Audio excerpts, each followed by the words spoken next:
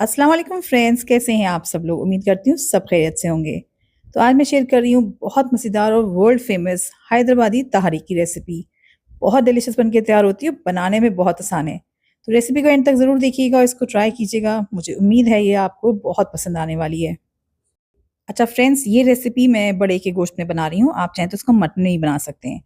तो पहले हम गोश्त को ना उबाल लेंगे। तो ये आधा किलो गोश्त मैंने प्रेशर कुकर में डाल दिया है। इसमें हम डालेंगे थोड़ा सा नमक, हल्दी और लहसुन अदरक का पेस्ट। आधा कप के करीब मैंने इसमें पानी डाला है और सब चीज़ों को अच्छे से एक बार मिक्स करके इसको हम पका लेंगे। तो इसको पकाना कितनी देर है, हाई फ्लेम पे एक विसल आने दीजिएगा। उसके बाद फ्लेम को लो करके इसको आपने तकरीबन 20 मिनट के लिए हल्की आंच पे पकाना है और फिर प्रेशर भी खुद से रिलीज़ होने दीजिएगा। तो इतनी देर में तकरीबन जो है ना 90% गोश्त आराम से गल जाएगा। और इस बीच तहारी के मसाले की तैयारी कर लेंगे। तो यहाँ पे मैंने 2 छोटे साइज़ की प्याज़ ली हैं, इसको आपने बारीक स्लाइस करके रख लेना है। और ये 3 टमाटर लिए हैं मैंने, इसको भी आपने रफली स्लाइस कर लेना है। तो ये टमाटर और प्याज़ अच्छे से कट गए हैं और थोड़ा-सा हमें हरा मसाला चाहिए होगा, जो कि ये धनिया और पुदीना। तो ये 7 से 8 स्टेम्स ले ली थी मैंने पुदीने की और इतना ही मैंने हरा धनिया भी ले लिया 1 मुट्ठी के करीब। और ये पुदीने की डंडियाँ मैंने निकाल दी हैं और इसको हम वॉश करके रख लेंगे और आगे इसको हम रेसिपी में इस्तेमाल करेंगे।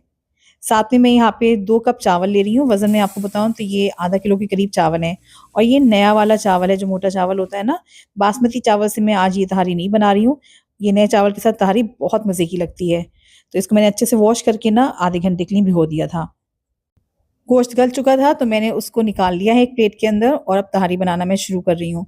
तो पतीली के अंदर मैंने यहाँ पे आधा कप के करीब तेल डाला है और उसमें जो प्याज़ सिखाई थी ना मैंने, वो डाल के इसको हम गोल्डन ब्राउन कर लेंगे।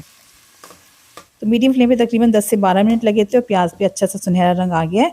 अब इसमें हम थोड़े से साबुत मसाले डालेंगे।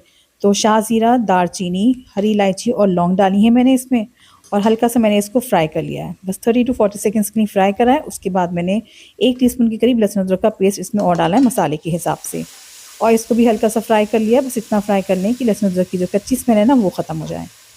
मसाला अच्छे से भुन गया है तो मैंने इसमें गोश्त डाल दिया है। अच्छा, कुकर में जब गोश्त गलाया था ना, तो उसमें जो पानी डाला था ना वो थोड़ा-सा बच जाता है, जो उसका स्टॉक होता है ना वो आपने फेंकना नहीं है। वो हम जब पानी डालेंगे ना तो उसको मिला के टोटल पानी डालेंगे और गोश्त को आपने अच्छे से मीडियम फ्लेम पे ना भून लेना है। तकरीबन 7 से 8 मिनट इसको भूनिएगा। इससे जो गोश्त की स्मेल होती है ना वो बिल्कुल ख़त्म हो जाएगी। गोश्त के भुन जाने के बाद मैंने इसमें टमाटर डाल दिए हैं और साथ में थोड़े से सूखे मसाले डालेंगे। तो हल्दी, लाल मिर्च और नमक जाएगा इसमें, बहुत ज़्यादा इसमें पाउडर मसाले नहीं जाते हैं। और टमाटर के साथ आपने गोश्त को ना 4 से 5 मिनट भून लेना है। इस तरीके से टमाटर भी अच्छे से सॉफ्ट हो जाएंगे। तो फ्रेंड्स, ऑलमोस्ट 5 मिनट हो गए थे और आप देख सकते हैं टमाटर बहुत अच्छे से सॉफ्ट हो गए हैं। अब इस पॉइंट पे मैंने फ्लेम को लो कर दिया है, आप चाहें तो बंद भी कर सकते हैं। और इसमें हम डालेंगे दही, बस 2 टेबलस्पून के करीब इसमें दही डालना है। दही मैंने काफ़ी देर पहले फ्रिज से निकाल दिया था, तो ये रूम टेम्परेचर पे है। इस तरीके से दही फटेगा नहीं और दही डाल के आप जल्दी-जल्दी चम्मच चलाएँगे तो ये टेम्पर हो जाएगा और ये अच्छे से जो है ना गोश्त के साथ मिक्स हो जाएगा। जब दही अच्छे से मिक्स हो जाए फिर आपने फ्लेम को दोबारा से मीडियम कर लेना है और इसको अच्छे से भूनना है। इतना भून लें कि तेल जो है ना दोबारा से सेपरेट हो जाए। ये देखिए आप, माशाल्लाह मसाले की शक्ल कितनी अच्छी निकल कर आई है, देखने में कितना मज़ेदार लग रहा है। अब इसमें डाल देंगे धनिया और पुदीना बारीक काट के और साथ में हरी मिर्च डालेंगे। अच्छा, तहारी में मेथी का फ्लेवर बहुत अच्छा लगता है, तो अगर फ्रेश मेथी आपकी तरफ आ रही है ना तो 1 मुट्ठी के करीब डाल दीजिएगा और अगर नहीं है तो आप ये सूखी मेथी भी डाल सकते हैं 1 टेबलस्पून के करीब। मैं तो मेथी जब अच्छी सी मिल रही होती है ना, सीज़न जाने वाला होता है, तो मैं मेथी घर पे लाके सुखा लेती हूँ। वो बहुत आसान हो जाता है क्योंकि काफ़ी रेसिपीज़ में सूखी मेथी डाली जाती है। तो ये धनिया, पुदीना और हरी मिर्च, मेथी डाल के मैंने इसको 2 से 3 मिनट भून लिया था।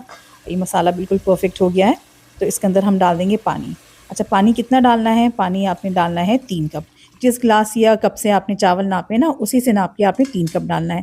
तो जैसे मैंने बताया था, गोश्त का जो स्टॉक था उसी में मैंने बाकी का पानी ऐड कर दिया था। सब चीज़ों को मैंने अच्छे से मिक्स कर लिया है। नमक चखा थोड़ा-सा कम था तो मैंने एडजस्ट कर लिया। तो इस पॉइंट पे आप भी नमक चख के अपने टेस्ट के हिसाब से एडजस्ट कर लीजिएगा। इसको ढक देंगे और हाई फ्लेम पे एक अच्छा सा उबाल आने का वेट करेंगे। पानी में देखिए बहुत अच्छा सा उबाल आ गया है। अब इसके अंदर जो चावल भिगोए थे ना वो सारे हम डाल देंगे और चावलों को हल्के हाथ से मिक्स करेंगे।